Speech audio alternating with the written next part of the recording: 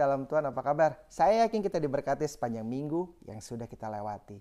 Ada banyak tantangan, ada banyak berita di sekeliling kita. Tapi percaya, fokus pada Tuhan dan kita akan melihat jawaban Tuhan tepat pada waktunya. Saya diberi kesempatan Tuhan untuk melewati minggu yang lalu dengan sukacita. Saya menikmati makan buah. Simple mungkin makan buah. Tetapi ini mengajarkan saya beberapa hal. Saya makan buah anggur, Bapak Ibu semua. Nah, buah anggur ini bentuk luarnya luar biasa bagus, cantik begitu ya. Tapi begitu dimakan rasanya sepet sama asam dan gak ada bijinya. Jadi saya berpikir, aduh, ini kok rasanya gak sesuai nih dengan tampakan luarnya. Saya ingat-ingat ini paralel dengan firman Tuhan di Matius 7 ayat yang 16. Mari kita baca Matius 7 ayat yang ke-16. Di sini disebutkan bahwa dari buahnya lah kamu akan mengenal mereka. Dapatkah orang memetik buah anggur dari semak duri atau buah ara dari rumput duri? Bapak Ibu semua, kalau kita sadar, kita ini adalah anak-anak Tuhan. Dan pokok anggur itu adalah Tuhan Yesus sendiri. Seharusnya kita berbuah anggur yang mempunyai karakter buah anggur. Yang mempunyai karakteristik buah anggur. Tapi kadang-kadang nih, kita menemui situasi dan kenyataan seperti buah anggur yang saya makan tadi. Di mana bentuk luarnya sangat cantik, begitu dimakan sepet luar biasa. Nah, jangan sampai di dalam kehidupan kita ini kita mempunyai satu kondisi di mana tampakan luar kehidupan kita begitu cantik dan indah, tapi pada saat orang mendekat dan melihat, mendekat ngobrol pun jadi nggak mau. Karena rasanya mungkin kalimat-kalimat kita bitter, kalimat-kalimat kita tidak mencerminkan apa yang seharusnya kita katakan, tindakan kita tidak merefleksikan apa yang seharusnya kita lakukan. Nah, di dalam konteks buah anggur yang tadi saya coba untuk cicipi tersebut, bukan hanya rasa, tetapi tidak saya temukan adanya biji. Bukan hal yang aneh sekarang Bapak Ibu ya, buah anggur tanpa biji itu merupakan hasil rekayasa genetik. Tetapi kalau kita mau lihat secara lebih mendalam lagi, biji itu mempunyai hal yang penting sekali di dalam konteks regenerasi. Kita kan nggak pernah bisa tanam tuh buah anggur tanpa biji yang kita beli di supermarket. Tetapi yang kita harus pahami sebagai buah-buah anggurnya Tuhan yang berkualitas, seharusnya buah anggur itu bukan hanya mempunyai bentuk yang indah, rasa yang manis, dan rasa yang excellent, tetapi juga mempunyai biji. Biji yang spesifik yang akan melahirkan pohon anggur lagi yang baik begitu. Sehingga untuk bisa menghasilkan biji tersebut, buah ini kan harus menghasilkan dan dihasilkan sesuai dengan proses yang benar.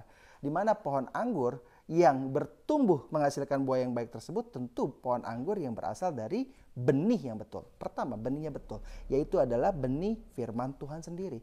Menanam benih firman Tuhan sendiri di dalam hati, kehidupan, dan kita lakukan.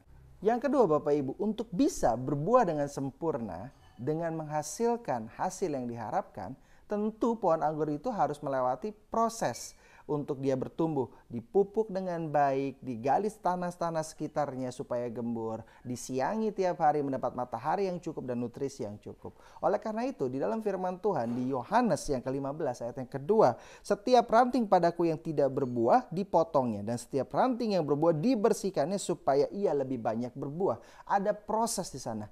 Ada proses yang dikerjakan Tuhan dalam kehidupan kita yang harus kita dengar, harus kita aminkan, dan harus kita lakukan. Bukan cuma hanya kita renungkan saja.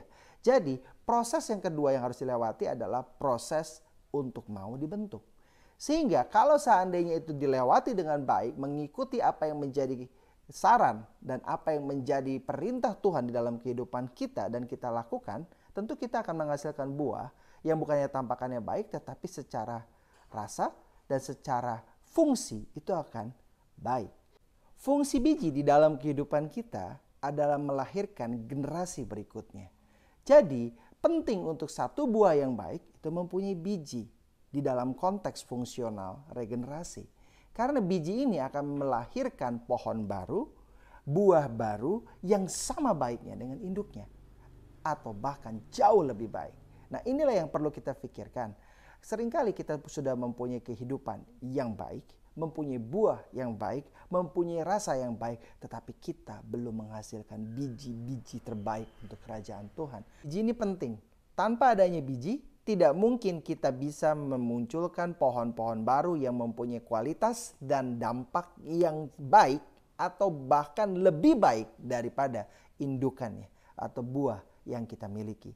Sehingga sungguh seperti kita belajar dari Musa dan Yosua dari Elia dan Elisa, dari Tuhan Yesus mentransfer apa yang menjadi visi misi kepada 12 murid-muridnya. Seyogyanya kehidupan kita bukan hanya memberikan buah yang baik, bukan hanya terlihat baik, tetapi memberikan dampak dengan menghasilkan biji-biji yang excellent bagi kerajaan Allah, yang mana akan melanjutkan dan akan mengembangkan lebih besar pekerjaan-pekerjaan yang Tuhan titipkan di dalam kehidupan kita semua. Baik Bapak Ibu, jadi tetap di rumah saja, tetap kuat di dalam Tuhan, tetap berharap kepada Tuhan, dan menjadi berkat di mana kita berada. Berakar, bertumbuh, berbuah. Berbuah yang baik, berbuah yang menghasilkan biji yang excellent, yang meregenerasi pekerjaan Tuhan di dalam kehidupan kita. Happy nice weekend, Tuhan Yesus memberkati.